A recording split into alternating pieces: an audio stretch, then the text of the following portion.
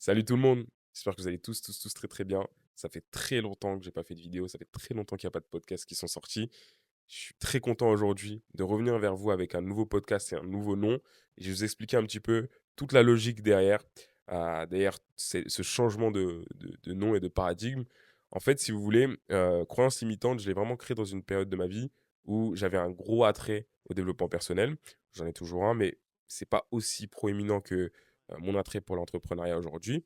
Et je voulais interviewer un peu plus de personnes qui étaient dans l'entrepreneuriat, l'infoprenariat. Et je trouvais que le nom coïncidait pas trop, croyance limitante. Donc j'ai voulu évoluer. Je me suis dit, OK, j'ai envie de comprendre ce qui se passe dans le jeu de l'infoprenariat et le jeu de l'entrepreneuriat. Et c'est pour ça que j'ai appelé le podcast Le Jeu. Donc l'idée du jeu, c'est d'aller comprendre ce qui se passe dans la tête et dans le marché de l'infoprenariat. Et de se dire, OK, qu'est-ce que ces gars, ils font de mieux que moi? Qu'est-ce qu'ils ont en commun avec moi? Qu'est-ce qu'ils font de différent de moi? En fait, de vraiment comprendre en profondeur la psychologie des acteurs du jeu de l'infoprenariat pour pouvoir nous-mêmes réappliquer ces différentes règles. Et moi, je suis votre serviteur qui va venir justement poser l'ensemble de ces questions aux différents acteurs. Donc, sans plus tarder, aujourd'hui, on va avoir Léo Gross, qui est un ami à moi, un très bon créateur, quelqu'un de très influent dans la sphère. C'est quelqu'un de très compétent aussi. C'est très intéressant d'avoir son avis sur euh, son parcours, ce par quoi il est passé, comment il a réussi, ses blocages, ses croyances, etc. Donc voilà, vous allez vraiment tout voir à travers ce podcast. Je suis très content de vous servir tout ça, de commencer sur cette nouvelle saison. On va vraiment aller beaucoup plus sur de l'infoprenariat, de l'entrepreneuriat, étudier les gars. Puis voilà. Je vous remercie en tout cas.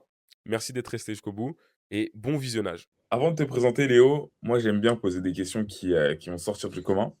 Donc, pour te présenter, si toi et moi on était dans un bar et qu'on s'était rencontrés pour la première fois, comment tu te serais présenté et comment tu aurais expliqué ce que tu fais aujourd'hui? Je t'aurais dit que, avant même de te dire que je m'appelle Léo, je t'aurais dit que j'étais un jeune pompier à qui la vie m'avait bien cassé les couilles et le métier aussi, et que j'avais décidé de tout plaquer, de plaquer cette vie-là, de me foutre dans un 25 mètres carrés pour tout arracher. Et tout arracher, c'est réaliser mes objectifs, c'est vivre de ma passion qui est la création de contenu et de surcroît l'acquisition client, passion qui m'est venue au fil du temps de ma pratique sur les réseaux sociaux, quoi. Ok, nickel, nickel. J'ai envie de rebondir sur un point, c'est-à-dire le parcours en tant que pompier. Tu vois, je pense Ouais. que ça nous définit beaucoup. Nous, dans le jeu, on aime bien sortir du lot, on aime bien poser des questions qui sortent du commun, mais aussi s'intéresser profondément à la personne qu'on a en face de nous. Déjà, avant de parler de la création de contenu, parce qu'on va y venir, qu'est-ce qui t'a amené à devenir pompier? Parce il faut quand même être fou pour devenir pompier, je trouve. Mais vas-y. Ouais, moi, pour mon cas, je pense pas. En fait, j'avais 19 ans, j'étais assez perdu, j'étais dans un BTS qui me plaisait pas, Hmm. et je me suis dit: «OK, qu'est-ce que tu peux faire de ta vie qui peut être un peu cool, où tu peux gagner de l'argent?» parce que là, c'est mal parti, c'était très, très mal parti, et j'avais un ami à moi, un frérot, Titi, qui a toujours voulu être pompier, qui m'a toujours parlé du concours. Surtout à Marseille, on a un concours, qui est assez spécifique comparé au reste de la France. Et du coup, je me suis dit: «Bon, bah, de toute façon, j'ai rien à faire». Ça m'a l'air d'être des mecs qui font du sport toute la journée entre collègues, qui sauvent des gens, et en plus, c'était payé genre, entre 2000 et 2002 direct quand tu rentrais. Donc je Hmm. me suis dit: «Bah, let's go, on va faire le concours». J'ai un peu vu la lumière et je suis rentré, tu vois? C'est pas du tout une vocation ou quoi. J'ai mon oncle qui a été pompier, enfin qui est toujours pompier depuis peut-être 30 ans. C'est pas une vocation, et du coup, c'est comme ça un peu que je suis rentré, parce que j'ai vu la lumière. C'est vraiment l'expression qu'on te dit à chaque fois: «Ouais, toi, tu es rentré parce que tu as vu la lumière». Ouais, pour le coup, ouais, et bah, je regrette absolument pas d'avoir fait tout ça, quoi. Ma question, du coup, c'est aujourd'hui, ce que tu as fait en tant que pompier, donc déjà, tu y as été combien de temps en tant que pompier? Réellement, j'ai été 2 ans et demi. Sur le contrat, j'y ai été 4 ans parce que sur les 2 dernières années, j'étais plus opérationnel. J'étais, dans un centre de formation, genre, tout simplement le centre de formation où on forme les pompiers à Marseille. Donc, OK. réellement, le vrai métier, je l'ai fait pendant 2 ans et demi, ouais. OK, 2 ans et demi. Et dans ces 2 ans et demi là, toi, Qu'est-ce que, le métier de pompier t'a apporté, enfin, quelle chose le métier de pompier t'a apporté, que tu utilises aujourd'hui dans ta vie quotidienne? J'aimerais bien dire la discipline, mais c'est pas le cas. Je pense que la discipline, elle m'est peut-être même venue après, juste en faisant un truc que je kiffe. Donc honnêtement, je dirais d'avoir juste compris ce que c'était, genre, un travail qui était dur, de pas dormir, faire quelque chose qu'on n'aime pas et de comprendre que c'est absolument pas ça que j'ai envie de faire de ma vie. Que ça aurait pu être pompier ou un autre métier, mais ça m'a juste, ouais, montré que: «OK, non mais là je peux plus ne plus m'écouter et ne plus me respecter à faire des choses qui ne me plaisent pas et qui me fatiguent énormément». Je pense que c'est ça que m'a appris le métier de pompier, au-delà de toutes les valeurs humaines qu'il y a. Je dirais que c'est ça qui m'a le plus enfin, qui m'a le plus aidé et qui m'a le plus apporté, c'est de pouvoir me dire: «Putain, mais ça là, c'est vraiment pas un truc que j'ai envie de faire» et maintenant quand il y a un truc que j'ai vraiment pas envie de faire, pas juste parce que j'ai la flemme, hein, vraiment un truc que je n'aime pas, ben je le fais pas quoi et je fais que des trucs, que je kiffe. OK. Donc, ça t'a plus montré ce que toi tu, voulais plus faire au quotidien et ça t'a plus motivé à trouver autre chose, c'est ça? Absolument, ouais, absolument. OK. OK, OK, intéressant. Et qu'est-ce qui, toi, t'a lancé, dans l'entrepreneuriat, premièrement? Ça a été quoi tes premiers Bah, si pas? Qu'est-ce que tu as fait, pour commencer? si on peut appeler ça de l'entrepreneuriat, j'avais fait un peu de drop, quand j'avais 18 piges. Je pense un peu comme tout le monde issu de cette Tu as mis des ailes? génération. Ouais, bah, oui, non ça, la vidéo à Harvard avec son petit pull. Donc, ouais, je suis issu de cette génération, donc, forcément j'ai fait du drop là-dessus. Est-ce que j'avais fait d'autres non, je pense que j'étais un des premiers à me faire scam sur du copy trading. C'était pas très connu en 2017-2018. Plus 2018 du coup, je venais à peine d'avoir 18 ans, j'avais ouvert un compte sur eToro, qui est une plateforme, qui est un broker. Je pense qu'il y en a qui reconnaîtront, mais, ouais, je m'étais fait scam sur ça. Même si c'est pas de l'entrepreneuriat, mais de base, je pensais que c'était ça l'entrepreneuriat, tu vois? Et après, est-ce que j'ai autre chose? Non, j'ai eu des expériences aussi. J'ai une agence de location de voitures, ça j'en parle, de temps en temps sur mon compte Insta. Oui, j'ai eu beaucoup de déconvenues par rapport à ça, j'ai perdu énormément d'argent. Dans l'IMO aussi, j'ai commencé à faire des investissements immobiliers, et j'ai réussi à me faire scam sur mon tout premier investissement immobilier. Histoire assez longue, mais ouais, je dirais que c'est ça mon expérience, qui fut pitoyable, jusqu'à que je découvre, bah, ce business-là de tout ce qui était créa de contenu, acquisition client, marketing digital, si on peut dire, même si ce mot me froisse grandement. Mais, ouais, c'est un peu ça la story, quoi. Ce mot, il est utilisé par nos ancêtres, frérot, mais vas-y, on aparté. Du De coup, ouf. non, OK, c'est intéressant. Moi, ce sur quoi je veux revenir, c'est que, bah, tu as grave parlé de scam. Tu vois, tu t'es fait Ouais, scam plusieurs fois. ouais, Comment on tient bon? Parce que je sais qu'il y a des personnes qui nous écoutent, qui peuvent se décourager au moindre scam ou à la moindre difficulté, tu vois, autre que le scam. Comment tu gardes la tête et comment tu gardes espoir sans avoir de garantie? Parce que là, toi, ce que tu as fait, pour ceux qui nous écoutent, mmh, c'est que tu as fait une série de vidéos, 25 mètres pour tout arracher, où voilà, tu t'es donné à fond, tu as fait des vidéos tous les jours, et cetera. Mais tu avais pas de garantie, tu vois? Donc ouais. qu'est-ce qui fait que tu as continué sur tout ça, toi, en n'ayant aucune garantie au final, juste de l'espoir, quoi? Bah, parce qu'on ne garantit rien, je pense en général. Mmh. Heu, je sais pas, quelqu'un moi après je suis pas quelqu'un qui marche à la garantie. Pour moi, une garantie, c'est un scam, tu vois? C'est un garantie, c'est les garanties, c'est ça le plus gros scam, en fait. C'est quand on te garantit quelque Mmh. chose. C'est ça le plus gros scam parce que, beh, soit tu peux te laisser porter, soit tu te dis: «Ah vas-y, de toute façon, c'est garanti et j'y vais pas à fond». Ouais, Je pense le fait justement d'avoir eu aucune garantie qui m'a fait me dire: «Bah, en fait, là, je suis juste obligé d'y aller à fond» et même d'avoir pris du recul sur à chaque fois que ça a foiré, de prendre du recul et de me dire et là, avec encore plus d'altitude aujourd'hui, je me dis: «Ouais, mais si ça a pas marché, si tu me suis fait scam, c'est que j'ai été con, en fait. Que j'ai vraiment été bête, que c'est que je suis pas allé à fond». Heu et aujourd'hui, le temps me donne raison quand je vois des mecs comme moi ou même dans d'autres milieux qui se sont fait scam, qui ont eu des galères, et qui ont quand même réussi à faire quelque chose parce que, bah, juste ils ont pas attendu qu'on vienne les prendre par la main, tu vois? Donc, c'est ça un peu, je pense, ma vision par rapport à tout ça. La garantie n'est qu'un frein à la réussite. OK. Non, c'est hyper intéressant. C'est hyper intéressant. Donc ouais, toi, tu juges que personnellement, bah, en fait, avoir une garantie, c'est un scam dans tous les cas. Enfin, même peu importe, au-delà de l'entrepreneuriat, on peut aussi parler de la vie, tu vois? Mmh. Genre, avoir une garantie, avoir un salaire fixe, ce genre de choses. C'est en Absolument. quelque sorte un peu un scam et rien n'est au final garanti. Tu dois toujours t'adapter, tu dois toujours, être bon, tu dois toujours, voilà, te donner à fond. Qu'est-ce qui t'a pour revenir un petit peu sur ton parcours et là, on va revenir un peu sur la création de contenu et tout.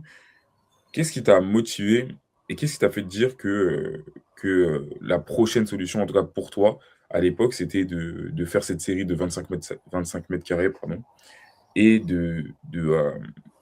d'être, aussi comment dire? Je vais reformuler ma question parce qu'elle va être plus fluide. En gros, qu'est-ce qui t'avait fait dire que la création de contenu, à ce moment-là, pouvait être ta voie de sortie, entre guillemets, quand tu as Fallait que je commencé? trouve fallait que je trouve quelque chose que j'aime, OK. que je puisse faire 1 an, sans résultat Mmh. et que je puisse continuer à le faire même s'il y a pas de résultat jusqu'au, 363e jour, sauf année bissextile.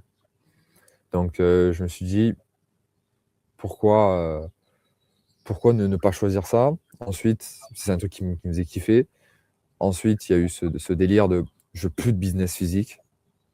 Vraiment, je veux plus de business physique. Pour moi, c'était trop, trop, trop de galère et au final, je voulais cette liberté géographique donc tout était réuni pour me dire: «OK, bah, vas-y, on y va» et c'est exactement ça qu'il faut. Parce qu'en tout point, c'était feu vert pour moi. Il y avait aucun truc où je me disais: «Ah putain, c'est chiant. Ah putain, il y a ci. Ah ouais, mais il y a ça» et c'est extrêmement rare de trouver quelque chose comme ça dans la vie. Alors oui, avec le temps, il y a des petits points que tu aimes pas forcément, des trucs que tu préfères que d'autres et c'est normal. Mais dans l'instant T, quand j'ai commencé, j'avais aucun feu rouge qui me disait: «OK, bon ça va te faire chier. Ça, tu vas pas aimer. Ça va être, contraignant». Donc c'est comme ça que le choix s'est fait et pour moi, c'était totalement logique. Pour une fois, je faisais un choix où j'étais totalement aligné à 100 avec ce choix, tu vois? Je pense que c'est un des premiers choix que j'ai fait dans ma vie où j'étais vraiment 100 aligné, en tout point. OK. Et comment on se sent quand on fait 100 vidéos, à la chaîne? Comment, c'est quoi l'état d'esprit et comment on lâche pas, en fait? Comment on lâche pas le steak? Mais tu pas le choix, tu pas le choix. Pourquoi tu pas le choix? Parce que, bah, ça y est, tu as 24 piges, tu as quitté un CDI, tu étais bien vu par ta famille, tu étais pompier, tout ça, tout le monde te voyait en mode: «Ah, c'est trop bien» et cetera.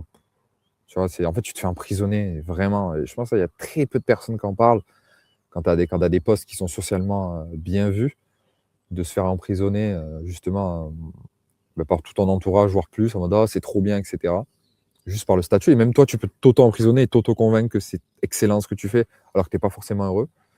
Donc je pense qu'il y avait ce truc de: «Putain, je suis passé un peu de je suis extrêmement bien vu à waouh, genre qu'est-ce qui branle encore?» tu vois?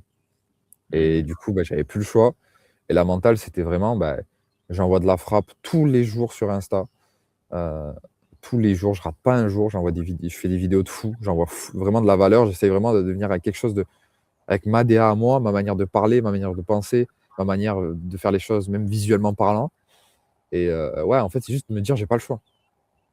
Mmh. OK. Te donner aucune porte de sortie, quoi.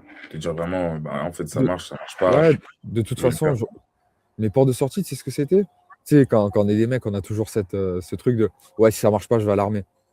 Mmh. Je l'avais déjà fait ce truc. J'avais été militaire, à Marseille, quand tu es pompier, tu es militaire. Moi, j'avais déjà cramé cette carte. Ça m'avait pas énormément plu. J'allais faire quoi? Après, je disais quoi? Ouais, je fais Uber en Australie ou je vais bosser en Australie.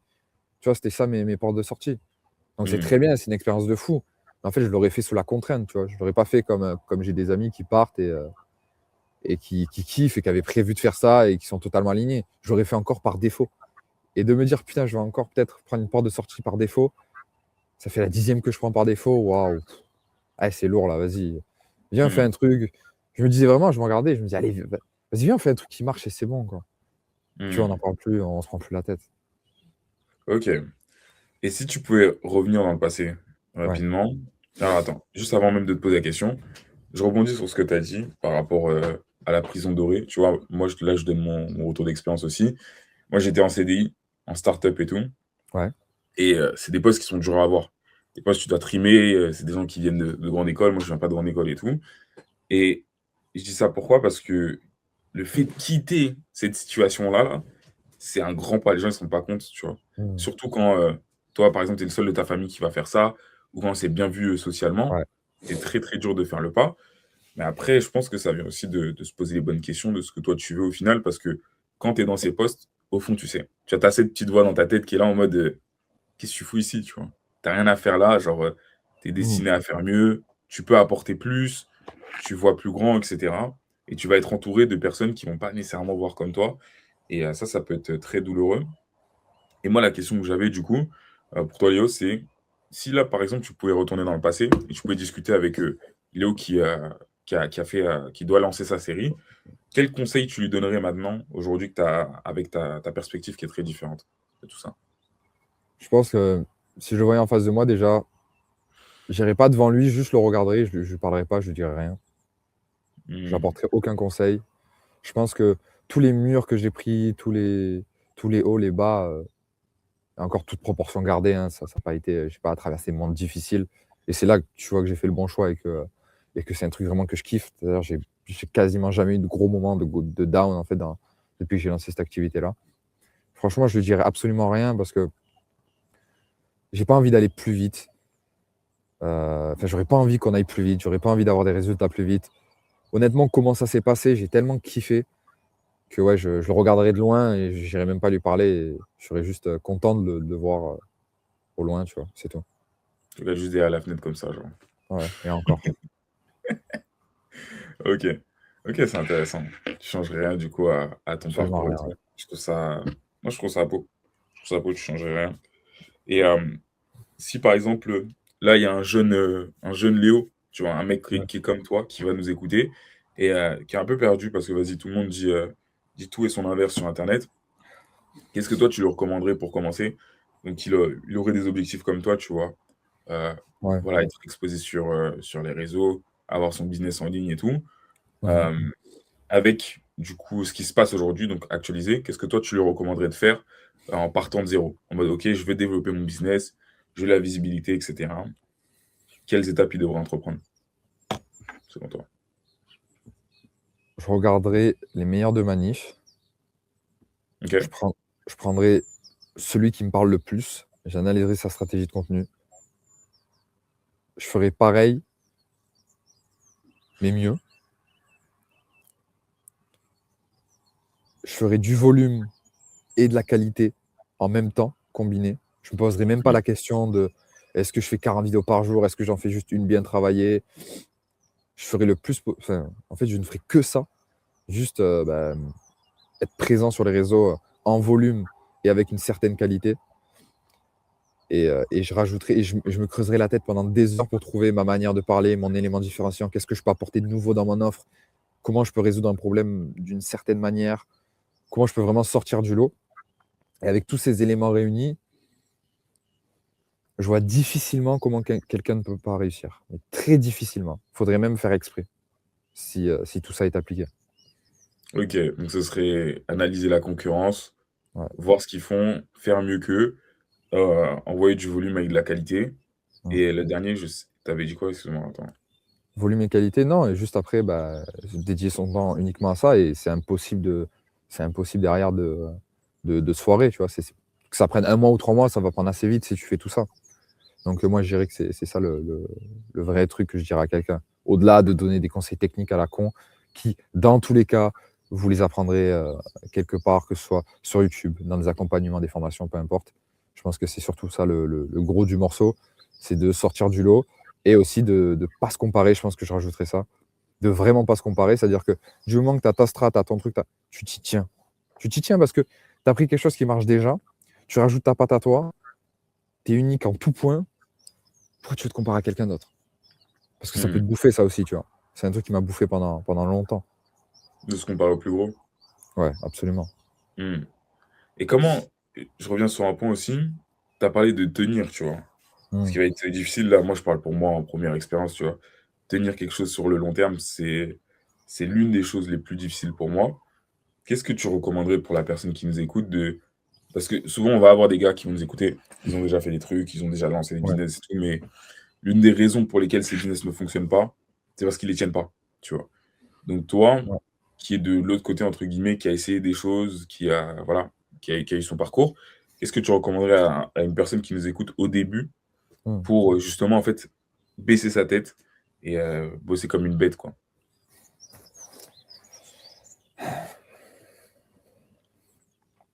c'est dur en fait de dire à quelqu'un qui travaille pas, travaille. Hmm. Tu vois? C'est vraiment dur. C'est vraiment dur. Tu peux convaincre personne. Je sais pas si tu as déjà essayé de convaincre des potes à toi de te lancer, de bosser plus, et cetera. C'est Hmm. impossible. Et même en vente, hein, convaincre quelqu'un, c'est déjà perdre la vente, quoi. Hmm. Donc, putain, c'est dur, hein. Le truc, c'est, je leur dirais rien, je leur dirais juste: «OK, regarde autour de toi, tu as la preuve que les mecs qui passent, 1, 2, 3, 4 mois, 5 mois, 6 mois, 2 ans, 5 ans sur un business, bizarrement, ça marche toujours, hein». Enfin, je sais pas toi, Yoann, mais est-ce que tu as déjà vu Hmm. un mec qui s'envoie, comme une bête, comme tu dis, pendant des mois et des mois où il se passe absolument rien, quoi? Hmm. Non, honnêtement, non. Comme tu dis, genre, Je pense c'est ouais, juste aller prendre des preuves comme ça, quoi. Juste ouais. aller prendre des preuves comme ça, s'inspirer de parce que le problème, c'est que je peux pas venir ici et dire: «Ouais, vas-y, bah, juste travaille», quoi. C'était pas suffisant. Tu même pas si déjà, il y a quelqu'un qui doit te le dire, c'est que tu es au mauvais endroit. Vraiment au mauvais endroit, au mauvais moment. Tu pas envie de faire ce que tu fais. Donc ouais, trouve un truc, en fait, où tu te poses même pas la question de: «Est-ce que j'arrêterai dans 3 mois?» Genre pour toi, c'est impensable. Même 1 an, c'est impensable. Hmm. Ok, je suis d'accord avec toi. Donc, il faut être ce type de mec, quoi. Il faut être ce type de personne ou trouver un moyen de le devenir. Absolument, absolument. Hmm. C'est pas tu te rends compte, c'est parce que si tu un mec en face de toi, tu galères à travailler, il te dit: «Bah, juste travaille». C'est bien plus l'humain est bien plus complexe que ça malheureusement ou bien heureusement, à voir Hmm. le point de vue, mais oui, je pense que, ouais, à part lui dire gros, genre: «Regarde, ça marche chez des gens». Il y a des mecs qui ont pas lâché pendant 10 ans, 15 ans et toi là, tu fais la salope, tu lâches au bout de quoi? 2, 3 mois. Tu es sûr que tu es fait pour ça? Hmm. Tu vois, ça je pense que ça va même plus loin que ça, ouais. Ouais, je pense que c'est plus bienveillant ce que tu dis parce que tu peux miroiter, mais à un moment, c'est chaud, tu vois, pour l'avoir Mmh. vécu. Toi, Mmh. tu l'as vécu. Tu as des gros moments de doute. Tu as des moments où des gens Mmh. ils vont te dire des choses et honnêtement, ça va rentrer, tu vois. On va dire, ouais, t'es sûr, tu veux continuer? Bah là, ça fait quatrième business que tu fais, genre ça fonctionne pas, etc. Ouais. Et il faut avoir les nerfs assez solides, il faut travailler dans le doute, dans l'incertitude, euh, dans la honte aussi. Parce que quand tu essayes de quelque chose de nouveau, typiquement, il y a un petit peu de honte qui s'y met, tu vois. Genre, pour Ah certains, ouais, tu vas être un peu cringe ou quoi. on en Donc, il y parle a pas. tout ça, toutes ces choses qu'il faut transpasser, tu vois. Et si t'es pas ce genre de personne, ça va être très difficile, tu vois. Donc, c'est soit tu l'es, soit tu le deviens, et tu trouves un moyen, mais je suis très, très d'accord. En vrai, c'est très, très bienveillant d'avoir ce message-là. Ok. Euh, Là, du coup, moi, j'aime bien faire des liens et prendre Ouais, ce que tu as fait dans le passé et trouver un petit peu le lien. Je sais que t'avais fait du football américain à l'époque aussi. T'as fait comment dire? T'as été, putain, j'ai oublié le nom. T'as été pompier, excuse-moi. ouais, OK. T'as fait ton business, t'as fait du business de location. C'est quoi un peu le lien, enfin, ton business aujourd'hui de gros sur Insta, c'est quoi un peu le lien entre toutes ces activités aujourd'hui? C'est quoi le dénominateur commun, selon toi? C'est que sur le papier, ça me faisait kiffer, tu vois? Ok. Je pense que c'est juste ça, sur le papier, ça me faisait kiffer et c'est un peu contradictoire que je te dis ça, pardon, parce que là, aujourd'hui, si je te parle de tout ce qu'il y a eu avant, je te dis: «Putain, ouais, ça m'a cassé les couilles, c'était infernal». Mais c'est vrai qu'à la base, hein, si je me rappelle bien, c'est je faisais ce que je kiffe. En fait, j'ai juste fait un truc que je kiffais, quoi. Je suis pas du tout, j'ai pas du tout le message du hard worker, faut le faire par contrainte et cetera. Je pense que c'est même impossible de bosser par contrainte, juste pour du cash, tu vois? C'est pas compliqué et pourtant, à contrario, je te dis ça, mais j'ai envie de faire là, sur les mois qui arrivent, énormément d'argent, avec mon activité. Mais pourtant, ce qui va toujours primer, c'est est-ce que je kiffe, quoi? Je sais que ça peut paraître un peu, je sais pas prétentieux ou mais ouais, faire un truc qu'on kiffe, en fait, je pense que c'était juste ça le dénominateur commun. Chaque truc, quand je l'ai commencé, quel kiff, tu vois? Là, ça me rappelle de bons moments. Vraiment, à chaque fois, c'était un kiff ultime, quoi. Ok. Ah, c'est intéressant comme réponse. C'est intéressant. Du coup, ouais, tu as commencé toutes ces choses-là parce que bah, ça te faisait kiffer. Et c'est ce qui t'a permis de les pousser un peu plus loin et d'en récolter les fruits, quoi. Mais tu l'as pas fait par contrainte ou pas parce Non, que, jamais. genre, entre guillemets, tu devais le faire. Tu l'as fait parce que, ok, ah bah la création de contenu, je me vois bien le faire. Être pompier, je me vois bien être pompier. à l'agence de location, je me vois bien en avoir une, etc. C'est ça? Absolument, ouais, absolument. Toujours sûr à 100. Peut-être ça qui me fait énormément de défaut aujourd'hui, d'essayer d'aller trop vite, de prendre des décisions très rapidement. J'aime pas attendre. Donc dès qu'il y a un truc, je suis en mode: «Oh putain, ça a l'air trop bien et tout», j'y vais. Mais je pense qu'une fois que tu as passé ce délire on en parlait la dernière fois, du syndrome de l'objet brillant, Hmm. tu prends les bonnes décisions. Et parce qu'avant, j'étais le genre de mec qui changeait, tu sais, tous les 2-3 mois, changeait d'activité ou d'idée. Donc je pense avoir résolu ce problème. Et c'est quand tu gardes ce feu, en fait, que dès qu'il y a un truc que tu kiffes, bah, tu vas le faire, tu y vas. Et puis je pense que ça en découle d'une promesse que je m'étais faite il y a fort longtemps, je dirais il y a 4-5 ans, ou même moins, où je m'étais dit: «Non, mais quand j'ai plus envie de faire quelque chose, en fait, je le fais pas, genre». Je te parle pas d'obligation, que ce soit business ou avec des clients ou avec ou avec ce que je fais actuellement, et cetera.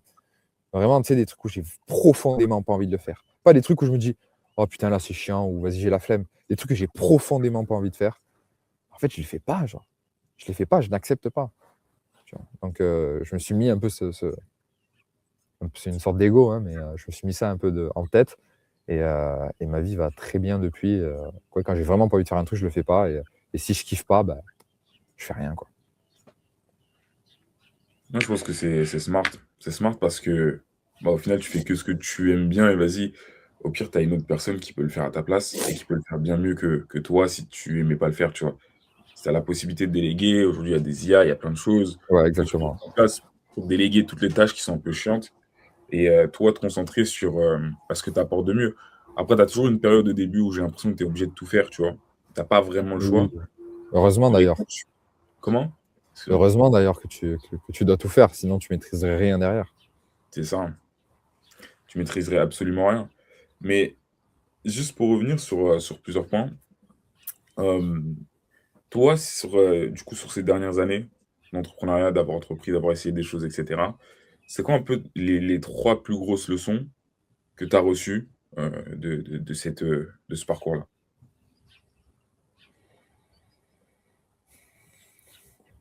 La première, c'est si tu fais du volume, quand tu fais de la qualité en volume, bizarrement, ça va marcher. La deuxième, c'est on parle jamais assez aux gens. En fait, on m'a pas donné beaucoup, beaucoup, beaucoup de leçons, hein.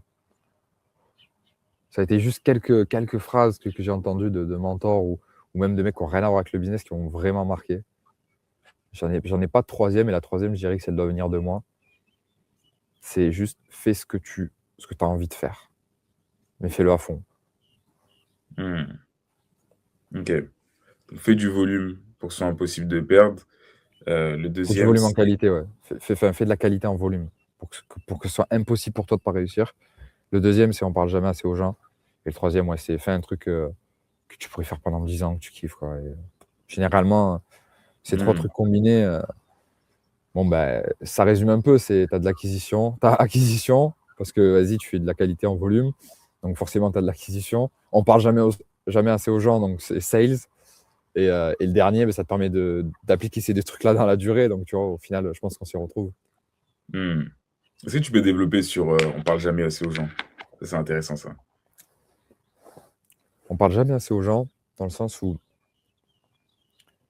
est-ce que, tu sais, on dit enfin, je pense que tu l'entends tout le temps, moi aussi, on connaît jamais assez bien son persona, on parle jamais assez avec ses prospects, on parle jamais assez avec les gens qui nous suivent. On sait pas assez ce que pense la personne en face de nous. Et c'est en ce sens-là qu'on parle jamais assez. Ton but à toi, c'est de connaître qui tu as en face pour, soit pour l'aider, lui vendre quelque chose, peu importe, les 2 vont ensemble. Donc je dirais que ouais, c'est en ce sens-là que je te dis qu'on parle jamais assez. C'est que tu parlerais Mmh, plus avec des mecs comme toi, tu aurais plus de résultats, tu te sentirais mieux. Tu parlerais plus avec tes prospects, tu aurais plus de résultats, tu te sentirais mieux. Tu parlerais plus, ouais, avec les gens du milieu en général, que ce soit, prospects, infopreneurs, sales, monteur vidéo, peu importe. Tu vas vraiment comprendre en fait, toute la chaîne de production, si on peut dire, si on peut appeler ça comme ça, de ton business extrêmement bien. Et ça va te permettre d'être plus performant, de kiffer, d'avoir plus de liens avec les gens Et ouais, d'être dans un état de flow plus facilement au quotidien et de moins te forcer à faire les choses. OK. Et comment, selon toi, on peut plus discuter avec les gens? Comment toi, tu viens à plus discuter? Alors déjà, déjà en appel, que ce soit avec les prospects ou en appel de closing, vraiment avoir cette approche humaine. Tu vois, arrêter d'être un bot, arrêter de poser des questions de 1 à 10, comment tu te sens, tu vois? Et en setting, arrêter d'envoyer des «Yo, salut, j'ai vu que tu faisais machin, moi je f» tu vois? Enfin, bref, voilà quoi. Tu vois de quoi je parle. Je pense qu'on est tous submergés par ce genre de messages, même si ça m'arrivait d'en envoyer à une époque quand j'étais pas aware sur le sujet. Donc rien qu'en faisant ça, ça se traduit comme ça. C'est comme ça que tu le fais. Plus parler à tes clients, comprendre qu'est-ce qu'ils aiment pas, tu vois? Pour accepter la critique, avoir aucun ego, Mmh. pour justement améliorer ton produit constamment, constamment, constamment. Je te prends un exemple là, prochainement on change de plateforme pour, tous nos modules. J'en profite pour, les onboarder à la main, moi, personnellement et leur parler pendant 20-30 minutes à tous mes clients, et en fait voir, sur quoi ils bloquent, qu'est-ce qu'ils font et cetera pour toujours améliorer ce que je fais. Et après ouais, toujours parler, je te donne un exemple, hein, à force de parler, un truc vraiment qui peut se traduire dans la vraie vie, à part un truc qui est un peu abstrait, je sais pas, demain tu as un problème avec ta voiture, en fait, tu parles tellement avec les gens, avec des potes et cetera, que tu en as toujours un qui va te dire: «Ah mais moi je connais un mec qui peut te changer la roue là maintenant de suite pour pas grand chose». Tu Mmh. vois, je prends l'infoprenariat, j'ai eu un blocage Stripe, à force d'en parler autour de moi: «Ah mais putain, tu devrais passer chez, tel processeur de paiement, moi je peux te faire rentrer, il tu des frais avantageux». Tu vois, genre, c'est toujours ce truc d'avoir un plug à droite à gauche, tu vois? Je sais pas, et un jour tu as un blocage, sur Meta ou j'en sais rien, tu vois? Je te prends un truc, bah, vu que tu en as parlé autour de toi, tu connais quelqu'un qui connaît quelqu'un et ça peut aller assez vite de débloquer, la situation, tu vois?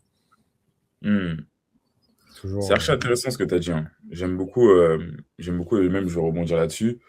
Là où c'est intéressant, c'est que en fait, si tu discutes pas avec les gens, tu peux pas les comprendre, tu vois? Peu mmh, importe ce que tu fais, peu importe l'activité, même tu es un développeur, enfin, tu as besoin de comprendre les gens. Il y a une partie humaine, peu importe l'activité et il y a aussi un point qui est sous-estimé, tu vois? Que ce soit dans l'info ou quoi, c'est le réseau. Le réseau, c'est l'un des points les plus de ouf. importants. Je pense que tu serais d'accord et tu me dis ce que tu en penses. Au moins, en tout cas, c'est ce que j'ai observé. Je trouve que tu n'évolues jamais autant que lors d'une discussion. Ça veut dire que tu peux passer 4000 heures à réfléchir. Tu vas avoir une seule discussion avec la bonne personne, ça va débloquer un truc directement chez toi. Et c'est ça la valeur d'avoir un bon réseau, c'est que demain, genre, tu as un problème, même demain, juste tu as des mecs qui sont plus avancés que toi sur certains domaines, tu peux poser des questions, tu peux toujours, voilà, t'orienter et en fait maximiser tes chances. Et je pense que c'est un point qui est sous-estimé en fait, de discuter tout le temps avec tout le monde et au final d'être une bête sociale, tu vois? De pouvoir discuter avec tes prospects, Mmh. pouvoir discuter avec, le monteur, pouvoir discuter avec, un autre infopreneur, un concurrent à toi, tu vois? Si tu as la capacité de communiquer avec tout le monde, tu peux récolter de tout le monde, tu vois? Et si tu Absolument, ouais. récoltes de tout le monde, tu as du contexte et le mieux, c'est enfin, tu arrives à agir. Mais il y a un truc qu'il faut pour tout ça et que je trouve très intéressant chez toi, c'est le manque d'ego, tu vois? Quand je dis le manque Ouais, d'ego, c'est genre, tu as pas d'ego et ça, ouais. pour faire cette approche-là, pour discuter avec tout le monde, faut pas se penser meilleur que tout le monde. Sinon, tu vas dire: «Ah bah non, c'est mes clients, c'est bon, lui». Ah oui, absolument, ouais. Et du coup, Ah oui, comment toi, tu totalement. arrives à parce que ça, moi, je te connais personnellement et tout. Et je sais que c'est un truc qui m'a beaucoup impressionné chez toi, tu vois? C'est le fait que tu as pas d'ego et c'est très rare aujourd'hui, surtout pour un mec dans ta position. Comment tu arrives à ne pas avoir d'ego et comment tu cultives ce truc-là pour les personnes qui nous écoutent? En fait, je dirais que vu que c'est l'ego qui a tué un peu tous mes business avant, je me suis dit: «Putain, faut vraiment que j'ai plus ce truc». Et déjà, alors des gens qui sont plus loin que moi, j'ai vraiment pas d'ego, donc ça, c'est pas difficile à avoir. C'est pas difficile à avoir. Je sais pas, demain, je parle avec quelqu'un qui fait 300 K months dans ma niche, bah, tu vois, je vais l'écouter et s'il me donne des conseils, je pense que je vais les appliquer.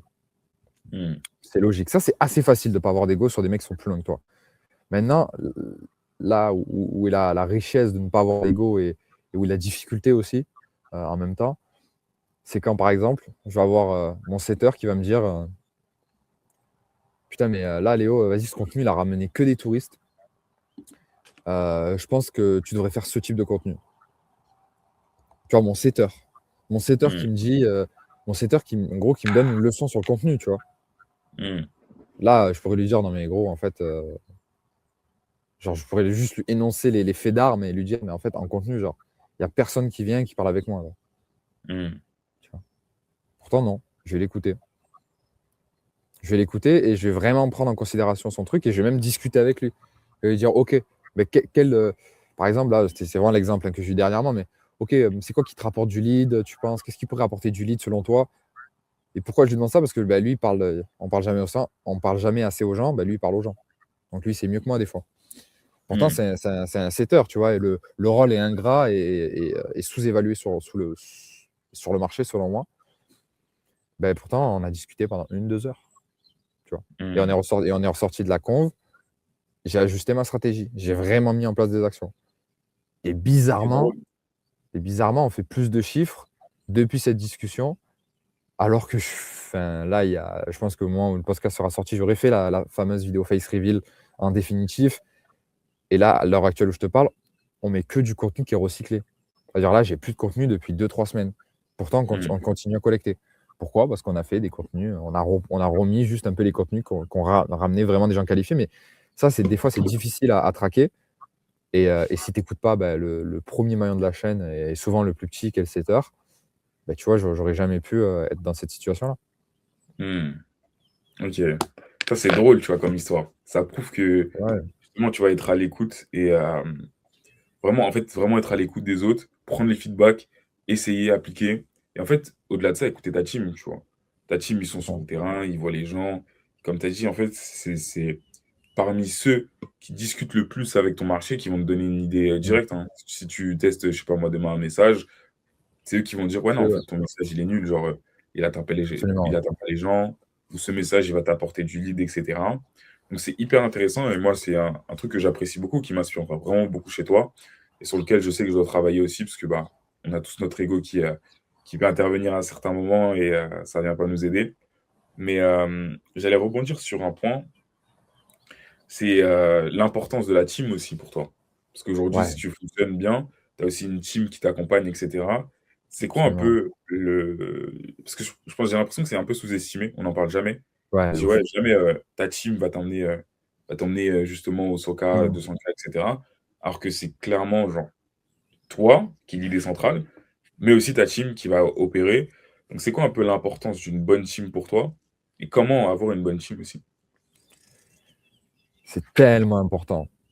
Après, moi, c'est comme ça. Aujourd'hui, si j'ai des gros objectifs, on va dire, en restant humble, bien sûr, parce qu'il y a toujours plus gros, c'est que je bosse avec les mecs avec qui j'ai envie de bosser. Et je vois des mecs qui se la donnent à quasiment autant que moi, tu vois. Alors que c'est mon Hmm. business, tu vois, c'est rare de trouver des gens comme ça. Même si des fois, ça peut me porter défaut, tu vois, d'être trop sur l'humain, d'être trop sur. Voilà, de voir des mecs avec qui j'entends vraiment bien pour bosser, alors qu'il existe 10 fois meilleur, hein. Pour moi, c'est essentiel. Parce que, déjà, sans eux, aujourd'hui, je pourrais me dire, et tu vois, c'est une discussion qu'on a eue récemment, en tout cas que j'ai eu moi avec mes proches, pas forcément avec mon équipe, c'était de me dire: «Ouais, mais là, vas-y, cette année, on arrache tout, on fait des gros chiffres et cetera, je mène toute la team très loin et en fait, bah, fin d'année, vas-y, je chill, je prends juste, 3 ou 4 clients maximum et maximum par mois, mais vraiment maximum par mois».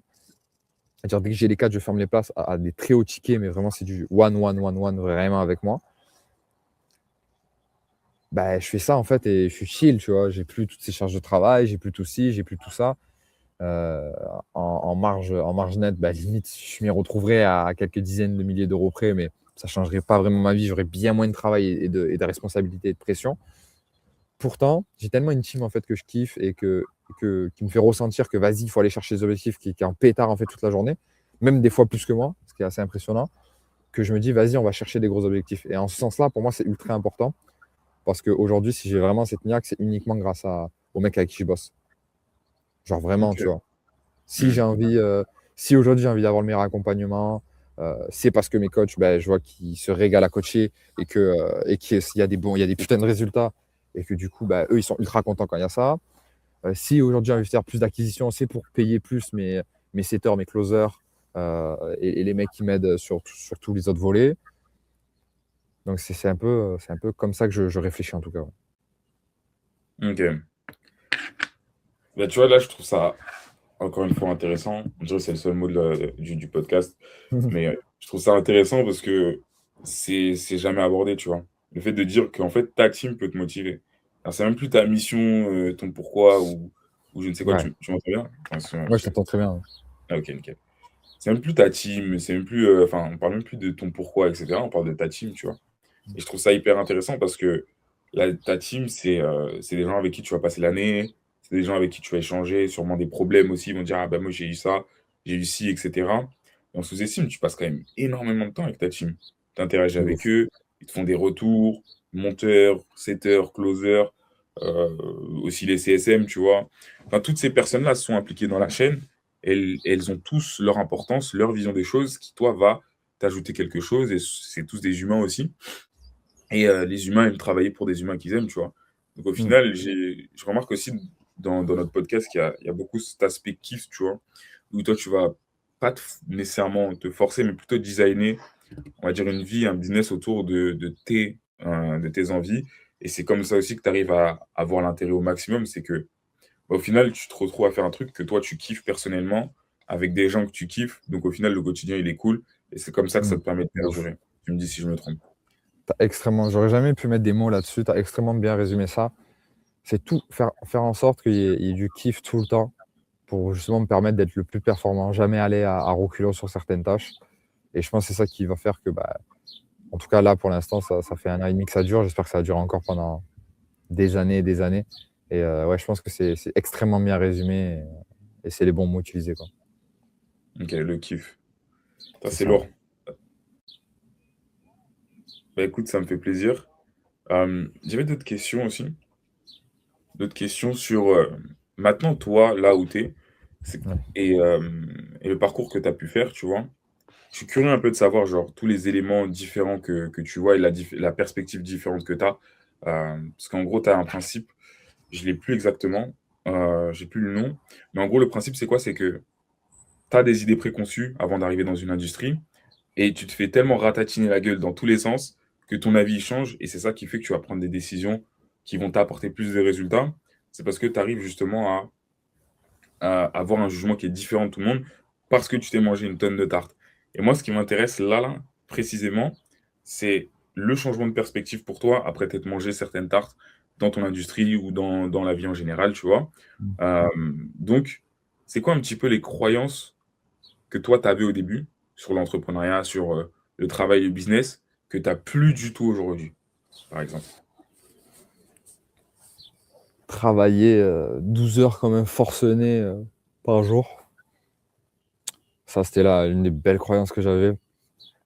Alors qu'en réalité, ouais, peut-être au début, mais allez, vas-y. Si tu peux tenir comme ça, que tu bosses comme ça, tant mieux, tu vois. Moi, Hmm. c'est pas mon cas. Je connais très peu de personnes pour qui c'est le cas. Euh, donc, ouais, déjà, il y a ce truc. Ensuite,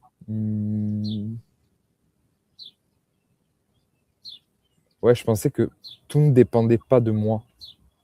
Genre qu'il y avait forcément des éléments extérieurs qui pouvaient jouer sur ma condition.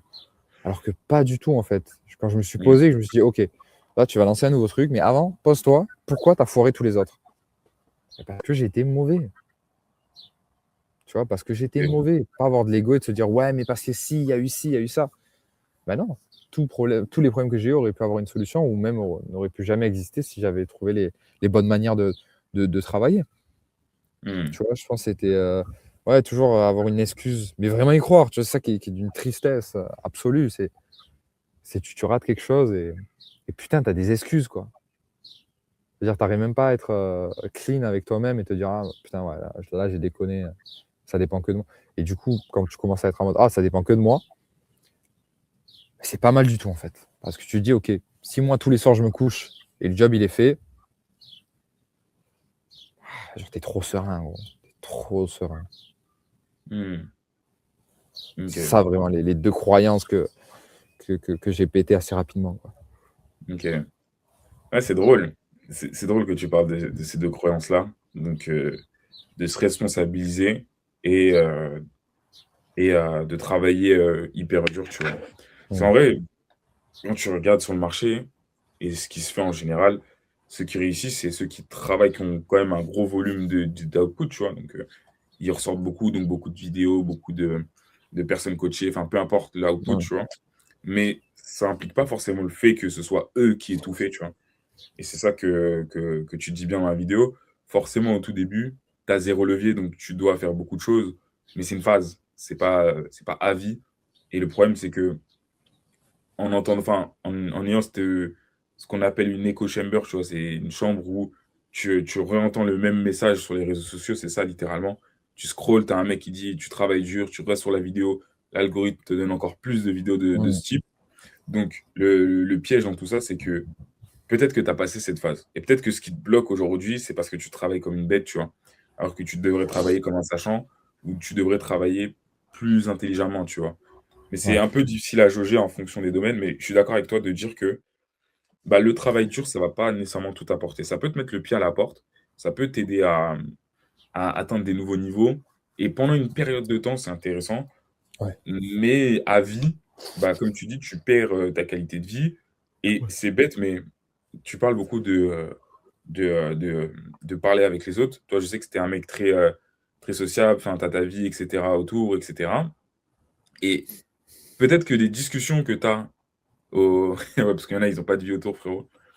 Ouais, ouais, non, vas-y, je Il y en a ouais, c'est drôle que tu dis ça, mais oui, continue, excuse-moi. et il y en a, ils ont pas de vie autour. Dire toi, Ouais. par exemple, tu vas avoir des discussions avec d'autres personnes qui ont rien à voir avec ton domaine, mais juste parce que c'est tellement différent, ils vont peut-être te faire voir des perspectives que tu aurais pas vues. Mais ça, tu l'auras pas si tu es bloqué dans la tête dans le guidon. Et c'est ça que je trouve intéressant, c'est pas utiliser que ton domaine pour évoluer, mais en fait, genre vraiment littéralement utiliser le monde, vraiment tout ce que tu as autour de toi, tu le prends et tu l'utilises pour aller devant toi. Mais ça implique ton travail, mais ça implique peut-être les discussions avec ton daron, tu vois? Discussions avec la daronne, discussions avec, ton neveu, avec, ton petit cousin, tu vois? Genre ça a aucun sens. Mais tout ça, ça va t'aider à voir les choses différemment et ça va te permettre d'aller faire de meilleurs choix. Je sais pas ce que tu en penses? Absolument. Ouais, absolument, ça m'a fait rire quand tu as dit quelqu'un de pas très, sociable, enfin d'assez sociable. Parce que je suis pas vraiment en fait, je pense que c'est le business qui m'a fait devenir comme ça et notamment avec les frérots que je me suis fait, dans le business, tu vois? Les amis que je me suis fait dans le business. Donc je pense que ça vient de là aussi ce changement d'état de quelqu'un qui est très réservé à quelqu'un qui en a un peu rien à foutre maintenant et qui parle un peu avec tout le monde. Donc là, je viens de me faire réaliser quelque chose parce que c'est vrai que j'étais quelqu'un d'extrêmement, fermé sur soi-même, extrêmement timide et ouais, je pense que, bah, j'ai appliqué un peu sans m'en rendre compte le concept de «on parle jamais assez aux gens» Mmh. et je rebondis aussi sur ce que tu avais dit tout à l'heure. Ouais, au début, oui, il faut bosser. Tu es neuf, tu vois? Au début, voilà, c'est ça que la phrase que j'aime bien, c'est: «Tu es neuf, en fait. Tu es tout neuf, tu es sous blister, tu sors de l'emballage, tu dois travailler comme un forcené», tu vois? C'est le début. Mais au bout d'un moment, il y a des décisions à faire. À prendre, pardon, excuse-moi. Il y a des décisions à prendre et qui vont être bénéfiques pour toi et ouais, peut-être aller trouver du kiff là où tu en trouvais pas forcément avant. Je pense que c'est ça la clé pour perdurer parce que tenir 3 mois, 1 an, c'est facile. Il y a beaucoup de mecs comme ça. Moi, quand je m'étais lancé, on était un peu le lauréat, 2000, début 2024, des mecs qui créaient du contenu, pour faire de l'acquise client et cetera. On était une bonne dizaine et en fait, tu te rends compte au bout d'un mois, en fait, il y a des mecs qui avaient explosé comme moi sur un mois. Au bout de 2-3 mois, il y avait plus personne. Au bout de 6 mois, là, on a été juste 2 ou 3 et plus le temps passait, moins il y avait de membres de ce lauréat-là, si je peux appeler ça comme ça. Mmh. Et je pense qu'il y a eu un manque de fun il y a un fun qui a pas été trouvé, en fait. Il y a pas eu un kiff, il y a pas eu un pourquoi assez profond pour que les gens puissent continuer et c'est dommage, hein. J'ai beaucoup de frérots comme ça qui ont arrêté du jour au lendemain donc ouais, je pense, la clé pour perdurer, c'est ça aussi. C'est d'avoir un pourquoi et c'est intéressant, tu vois? C'est moi, ce que j'aime bien là, dans ce podcast, c'est tous les points qui sont sous-estimés, tu vois? Que Mmh. tu imaginerais pas, mais qui ont vraiment un impact. Comme là, toi, tu as parlé du fait que, bah, au final, le business t'a rendu sociable, tu vois? Ce qui est pas forcément estimé. Genre, il y a beaucoup de personnes qui se disent: «OK, je vais faire du business, je reste enfermé dans ma chambre, je parle à mes équipes vite fait, mais tranquille», tu vois? Genre, rien de plus. Mais toi, ça t'a rendu littéralement plus sociable. Ça t'a permis de te développer aussi. Et c'est quoi un peu les transformations que le business t'a permis d'avoir en tant que personne? En quoi qu'est-ce que ça a changé en toi? Maintenant, je sais que Déjà, je vais vraiment écouter tout le monde. Je vais pas J'ai moins d'ego qu'avant. Heu, je commence à me comparer de moins en moins aux gens, donc je commence à mieux le vivre. Je commence à me détacher un peu à me détacher, en fait, du regard des autres, de tout, en fait. Je commence un peu à en avoir plus rien à foutre parce que je pars du principe que, bah, tu vois, j'ai une vie de rêve, quoi. Je voyage tout le temps, je gagne pas mal d'argent, on va dire, toute proportion gardée. Je fais ce que je kiffe.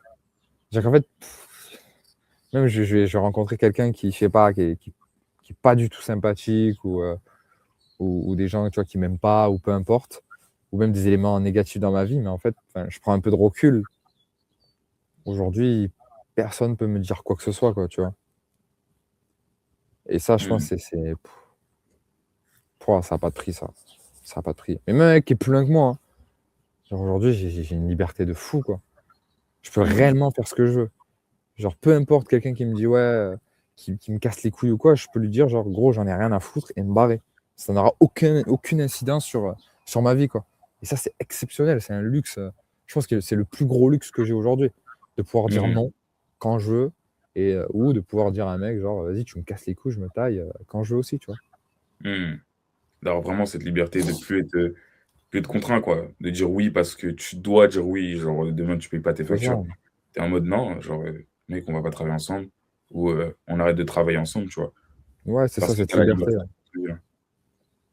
de dire. OK. Et un dernier point sur lequel on va appuyer, un truc que j'ai remarqué aussi beaucoup chez toi, c'est pour ceux qui savent pas, je le connais, personnellement aussi, Léo. Hem, c'est et je t'en avais déjà parlé, c'est le côté je m'en foutiste, tu vois? Parce Mmh. que c'est très drôle, du coup, généralement, si tu regardes un peu les je m'en foutistes, ils s'en foutent un peu trop généralement, tu vois? Ouais, C'est-à-dire qu'ils vont pas, prendre soin de faire les choses, ils vont des fois souvent faire les choses pour faire les choses, ils vont être très flemmards et cetera. Alors que toi, tu es plus en mode: «Je m'en fous des «mauvaises choses» entre guillemets, des choses qui vont pas m'aider à avancer et j'en ai quelque chose à faire, des trucs qui vont vraiment me faire avancer. Typiquement la vie de tes clients, la vie de ton équipe, heu, ton travail et cetera. Donc OK. déjà, comment tu arrives à jongler ça? Parce que je pense que c'est une compétence qui permettrait déjà d'avoir un peu moins de cortisol dans la vie de la plupart des gens qui nous écoutent. Mais comment nous, on peut l'implémenter pour être un peu plus genre, comme ça, tu vois? Waouh, c'est dur, c'est très dur. Je te dirais qu'à force c'est très dur, je te dirais qu'à force, c'est un truc des fois que je perds, surtout dans des moments comme ça, là, où on est vraiment en phase de croissance. Il y a beaucoup de pression, beaucoup de membres de l'équipe, tu vois? Donc je dirais que c'est un truc, qui est très dur à avoir et encore plus dur à garder. Moi, je le verrais dans le sens où, genre, et au pire, tu vois? Et au pire? C'est toujours la question que je me pose. Quand je commence un peu à stresser et tout, parce que, tu vois, ça m'arrive et un peu à me poser des questions et cetera, très rapidement, je me dis: «Et au pire? Qu'est-ce qui se passe au pire? Et si ce mois-ci on fait pas 100 K, et alors? Et alors?» Genre, qu'est-ce qui se passe? Il va te rester si tu fais pas 100 K, tu vas faire quoi? 30, 40, 50? Waouh, putain, peu cher, tu vois? Il va finir sous un pont, non, tu vois? Pareil, demain, qu'est-ce qui se passe? Si tout s'arrête, qu'est-ce qui se passe?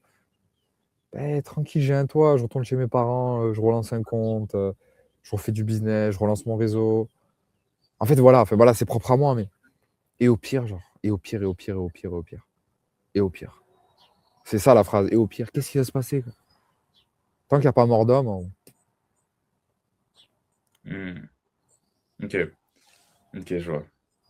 OK, bah, c'est cool mec. Franchement, c'était une très, très, très, très bonne interview, très bon podcast. J'ai beaucoup aimé, discuter avec toi. Il y a beaucoup de choses intéressantes dont tu as parlé, dont le kiff, dont, dont le volume, tu vois? Tu parles beaucoup de volume avec de la qualité, ouais, hem, dont la manière aussi où tu vas voir les choses sur l'entrepreneuriat, le travail, le kiff, tu vois? Ce genre de trucs, la sociabilité, la team, la création de contenu aussi.